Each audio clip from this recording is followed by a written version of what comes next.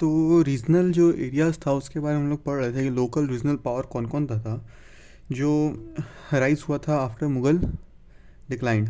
तो उस पर हम लोग कंटिन्यू करेंगे। दिल्ली सराउंडिंग, मतलब दिल्ली का सराउंडिंग जो एरिया था वो लोग में कौन कौन ग्रो किया था। तो पहला गया था Rajputs and Jats and other started to increase power near the regions of Delhi. Rajputs were still not united. देखो ये सबसे बड़ा दिक्कत है आज भी। Rajputs were still not united but had control over small territories and had civil war between them. There was also a Rajput court. देखो जो दिल्ली, पहले दिल्ली बनाए दो, यहाँ पर कहीं दिल्ली है। अब इसका जो एरिया है ना छोटा छोटा, यहाँ यहाँ यहाँ यहाँ यहाँ यहाँ यहाँ छोटा छोटा टेरिटरी, उसमें राजपूत किंग्स जो लोकल ज़मींदार थे वो लोग बन चुके थे। अब इन लोग में क्या होता था, इन लोग छोटा छोटा मतलब अपना गांव जैसा होता है ना, जैसे अभी यहाँ गांव है लेकिन वो गांव नहीं था, मान लो शहर ही। एक एक शहर मान लो उन लोग कब्जा करके रखा था कि धनबाद का कोई डॉन अलग है, राजा अलग है, वहाँ का राजा अलग है, यहाँ का राजा अलग है, अलग अलग राजा था हर जगह का बस। लेकिन कोई भी यूनाइटेड नहीं था, अपने में उन लोग का लड़ाई चलता था। सिविल वॉर मतलब होता है कि वो पूरा मार नहीं लेकिन दिमाग से हेट्रेड होता है एक दूसरा की तरफ कि हाँ कि हम सब चाहता है कि राजा हम बने, दूसरा को काहे बनने दें, उसके चलते में। तो सिविल वॉर होता था। राजपूत था जो वहाँ पावर में था लेकिन यूनाइटेड नहीं था। उसके बाद सबसे फेमस कौन था, सवाई जयसिंह, जिसका नाम भी सुने होंगे आप बहुत। सवाई जयसिंह ऑफ अम्बेर बहुत ही फेमस है नाम, और इसके बारे में क्वेश्चन भी आता है। Sawai Jai Singh of Amber was the most famous and powerful ruler of Amber.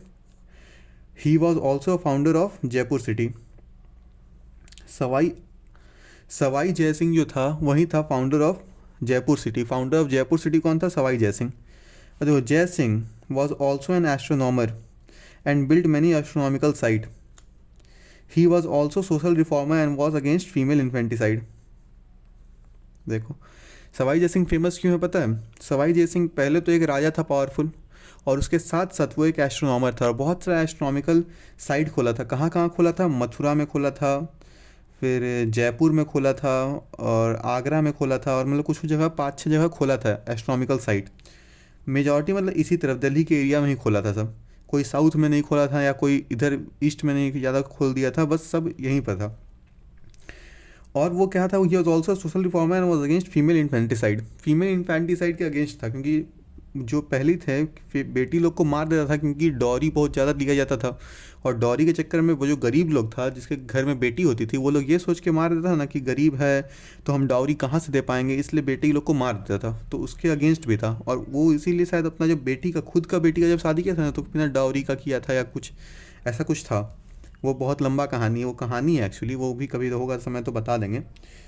अब वीडियो बहुत लंबा बन जाएगा ना बताने बैठ गए तो इसलिए। तो फीमेल इन्फेंटिसाइड के अगेंस्ट था, इतना याद रखना। और सोशल रिफॉर्मिस्ट था, एस्ट्रोनॉमर था, Sawai Jai Singh of Amber, founder of Jaipur city था। अब जाट्स देखो, Jats were an agricultural class who live near Delhi, Mathura, Agra. In 1669 Jats of Maratha revolted against Aurangzeb. 1669 में मथुरा का जो जाट था वो अगेंस्ट औरंगजेब के अगेंस्ट रिवोल्ट कर दिया। Under Surajmal leadership Jats came to power and acquired many territories, but after his death in 1763 Jats state declined and was split among zamindars. देखो यही होता है ना, एगो मुस्लिम रूलर और हिंदू रूलर के अगेंस्ट। हिंदू मतलब यूनिटी में ज़्यादा उतना विश्वास मतलब है, फिर भी बहुत है, लेकिन पहले तो कॉन्फ्लिक्ट रहता है कि हमको आगे बढ़ना है। जैसे राजपूत का था, वो भी राजपूत क्या पहले तो यूनाइटेड नहीं था, वैसे ही जाट का हुआ। जाट पहले तो यूनाइटेड था, एग्रीकल्चर क्लास का था, जो जाट्स मथुरा और आगरा दिल्ली की तरफ रहता था। लेकिन सूरजमल जो था, सूरजमल याद रखना, सूरजमल जो थे वो पूरा पावर आया के टेरिटरी एक्वायर किया। और उसके बाद जब उनका डेथ हुआ 1763 में जब उनका डेथ हुआ तो Jat state declined and split among zamindars. Jats का जो स्टेट था वो डिक्लाइन कर गया और जमींदार्स पे लोकल मतलब स्प्लिट होने लगा। अब देखो गुरु के मतलब सिख के बारे में। 10th सिख गुरु गोबिंद सिंह, इसके नाम पे ही बहुत सारा मतलब इनके नाम पे ही बहुत सारे स्कूल चलते हैं। Guru Gobind Singh has set up military to fight against religious bigotry of Aurangzeb. Guru Gobind Singh भी मतलब बहुत लड़े थे ना ये इनके अगेंस्ट, औरंगजेब के अगेंस्ट। और सिख गुरु एक थे, उनको ये औरंगजेब मार भी दिया था, उसके चलते भी रिवोल्ट हुआ था बहुत अच्छा खासा। वो अलग चैप्टर है, मेडिवल में शायद आता है, वो हम आपको आगे बताएंगे। अब देखिए बंदा बहादुर। बंदा बहादुर, इस भी नाम याद रखिए। Banda Bahadur also had to face struggle against the Mughal but was suppressed after Nadir Shah invasion. Six got power to come to power during 1765 and इतना got power to come to power, got power to नहीं होगा। तो बंदा बहादुर ऑल्सो ट्राइड, देखो बंदा बहादुर कौन था, ये जो सिख गुरु थे गुरु गोविंद सिंह, इनका जब मतलब जब इन लोग थक गया तो उसके बाद ये पावर में आ गए बंदा बहादुर। बंदा बहादुर जब पावर में आए और अपना हाथ में लिए कमांडर जैसा, एज अ कमांडर जब अपना हाथ में कमान ले लिए, उसके बाद बहुत सारा लड़ाई किए, बहुत सारा, और जीते भी बहुत जगह। और उसके बाद नादिर शाह क्या किया, इन्वेड कर दिया था इंडिया पे। उसके बाद जो मुगल पावर था वो भी थोड़ा कमज़ोर हुआ था उसके चलते भी। उस समय भी सिख को और पावर मिल गया ड्यूरिंग 1765 एंड 1800। इस समय भी और बंदा बहादुर के चलते पावर आ गया। दे वर डिवाइडेड इन 12 मिसल्स, देखो 12 मिसल्स हुआ करता था। रंजीत सिंह का भी नाम सुना होगा, बहुत फेमस वो भी ये हैं, किंग है रंजीत सिंह ऑफ शुक्राचार्य मिसल, इसको याद करने की जरूरत नहीं है फिर भी। Ranjit Singh of Shukracharya Misl came to power and was one of the most powerful Sikh Guru. Ranjit Singh was one of the most powerful Sikh Guru of all time, Ranjit Singh. It is said that after English East India Company, Ranjit Singh had the second biggest army in, देखो after English East India Company, Ranjit Singh had the second biggest army in Anglo-Afghan war. Ranjit Singh and British also cooperated. Anglo-Afghan war कहाँ बताएं यहाँ, हाँ ये देखो India का map है। अब इधर कहीं है दिल्ली और इधर पंजाब, इधर कहीं है। अब इस तरफ जो अफ़गान मतलब अफ़गानिस्तान तरफ जाने का रास्ता था, तो रंजीत सिंह जब कैप्चर किया हुए थे यहाँ पर, तो वो सबसे बड़ा, पहले उनका आर्मी बहुत बड़ा था, तो ब्रिटिश के बाद सेकंड बिगेस्ट आर्मी था और बहुत ही पावरफुल रूलर थे वो।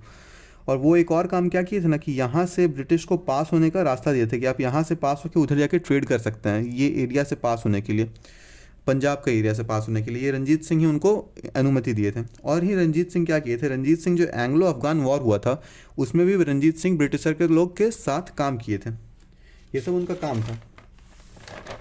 तो अब उसके बाद मराठा के बारे में जान लीजिए। मराठा जो था सिख और के बाद, मतलब सिख तो एक बार से पावरफुल रूलर है ही, उसके बाद राजपूत भी थे, लेकिन मराठा जो ऐसा मतलब था ना वो कि बहुत ही काफ़ी पावरफुल कि वो अपना डोमिनेंस बहुत जल्दी ही क्रिएट कर लेता, लेकिन कुछ कारणवश नहीं हो पाया। तो अब देखिए Maratha kingdom emerge as the most powerful competition of English. Maratha kingdom emerge as the most powerful competition of English. Maratha had the power to replace Britishers, देखो ये भी बोल रहा है मराठा के पास इतना पावर था कि वो ब्रिटिश को हरा के पूरा इंडिया, ऑल ओवर इंडिया में कब्जा कर ले। आफ्टर औरंगजेब डेथ इन 1707 में जब औरंगजेब का डेथ हुआ, Sahu the grandson of Shivaji was release, Sahu जो थे वो रिलीज़ हुए और civil war was conducted between Sahu and Tarabai. Tarabai और सिविल वॉर हो गया इन लोग के बीच में। महाराष्ट्र इधर कहीं है, याद रखना मैप में कहाँ क्या है वो सब याद रख लेना, एक बार देख लेना मैप। तो यहाँ पर महाराष्ट्र है, यहाँ पर उन लोग का लड़ाई हो गया साहू और ताराबाई का। तो इन 1713 क्या हुआ, Balaji Vishwanath was made the Peshwa as a CM था। जो आज प्रेसिडेंट और सीएम में क्या अंतर है, सीएम उतना बहुत ज़्यादा काम करता है, प्रेसिडेंट के पास भले पावर है लेकिन सीएम के पास बहुत सारा अथॉरिटी है, सब जगह जाता है। प्रेसिडेंट को उतना नहीं घूमते हुए देखा होगा या साइन करते हुए देखा होगा कॉन्ट्रैक्ट, लेकिन पीएम करते हैं। तो पीएम के पास ज़्यादा थोड़ा वो ज़्यादा एक्टिवली रोल प्ले अपना करते हैं। तो in 1713 Balaji Vishwanath was made the Peshwa in Maratha empire. Peshwa was like the CM of empire. In 1720, Bajirao I succeeded Vishwanath. Before Bajirao death in 1740, he conquered many territories and was expanded toward south. देखो अब क्या हुआ, ये मराठा था, अब इन लोगों का कब्जा इस एरिया में हो गया था, इस एरिया में। तो जब यहाँ पर हो गया ना, मतलब बालाजी विश्वनाथ बहुत बड़ा अपना इम्पैक्ट क्रिएट किए थे, बहुत ही पावरफुल वॉरियर थे। और उनका जो बेटा आया बाजीराव, जिनके ऊपर मूवी बना है, जो जो नाम है उनका, रणवीर सिंह सैल बनाया है, तो वो 40 साल में ही मर भी गया था बेचारा। वो बहुत अफसोस का बात है, मूवी में भी देखे थे ना कैसे पागल होकर मर गए थे। वैसे ही बाजीराव बहुत ही पावरफुल रूलर, बहुत पावरफुल, मतलब इतना पावरफुल कि वो उनके पास ये था कि वो पूरा इंडिया में कब्जा कर सकते थे। लेकिन पागल क्या है, एक्चुअली वो इतना वॉर ही लड़ लिए और थोड़ा बहुत के चलते वो कहानी क्या है मूवी देख के भी आपको पता चल जाएगा। तो Bajirao one succeeded Vishwanath but, और बहुत ही बाजीराव वन बहुत एरिया को अपना कर लिए थे कब्जा साउथ का, और अब नॉर्थ का, अब साउथ की तरफ एक्सपैंड कर रहे थे। लेकिन Maratha also continues attack of Bengal to Bengal between 1740 and was prominent Peshwas now become the hereditary. तो अब क्या हुआ देखो मराठा के किंगडम में, मतलब बहुत देर तो पेशवा रहा, उसके बाद छोटा छोटा जो सिंधे गोंड का और जो जो कौन कौन सा छोटा छोटा ये रहता है ना, मतलब कास्ट टाइप, उन लोग में बटने लगा। तो उन लोग में जब बटने लगा तो उसके बाद क्या हुआ कि इन लोग का पावर जितना था, अब देखो जब भी कोई सी में स्प्लिट होता है ना कोई भी शासन में, तो उसका पावर पूरा डिक्लाइन कर जाता है। तो उसी काइंड ऑफ स्प्लिट हो गया इन लोग में भी, मतलब कास्टिज्म को लेके या कुछ भी लेके। और उसके बाद इतना पावरफुल रूलर जो था, जिसके पास मतलब पोटेंशियल था कि हाँ वो पूरा इंडिया में कैप्चर कर सकता था, फिर वो नहीं कर पाए। और वो बंगाल में भी काफ़ी अटैक किए वो 1740 टू 51 के बीच में। पेशवा का जो था वो सीट वो हेरिडिटरी हो गया, मतलब जो बेटा होगा, पहले क्या था कि पेशवा चुना जाता था कि जो सबसे अच्छा वॉरियर है या जो सबसे अच्छा आदमी है, जो सबसे अच्छा एडमिनिस्ट्रेटिव वर्क कर सकता है, उसको पेशवा बनाया जाता था। लेकिन थोड़ा दिन बाद क्या हुआ, पेशवा का जो रोल था वो हेरिडिटरी हो गया, मतलब आज हम पेशवा हैं तो कल मेरा बेटा पेशवा बनेगा, वो हो गया मेरे मरने के बाद। तो अब यहीं कुछ रीजनल पावर थे, रीजनल पावर जो अराइज हुए थे, मराठा हो गए, राजपूत हो गए, जाट हो गए, केरला में हो गया, और किस में हो गया था, अवध हो गया, बंगाल हो गया, और मैसूर हो गया। अवध, बंगाल, मैसूर, ये सब जो है, ये सब जो रीजनल पावर थे, ये कुछ कुछ थे जिनको याद करना ज़रूरी है। और बाकी कुछ कुछ नाम जो जो बताएं वो सब ज़रूरी है। अब आगे जो पढ़ेंगे वो एंग्लो फ्रेंच राइवलरी पढ़ेंगे, क्योंकि इंग्लिश ईस्ट इंडिया कंपनी और फ्रेंच ईस्ट इंडिया कंपनी, वहीं दोनों बहुत पावरफुल कंपनी था, उन्हीं लोग के बीच में सबसे भयानक वॉर हुआ था, जिसको कार्नेटिक वॉर भी बोलते हैं। तो इसके बारे में आगे क्लास में पढ़ेंगे, अब तक के लिए यहीं तक, चलिए थैंक यू।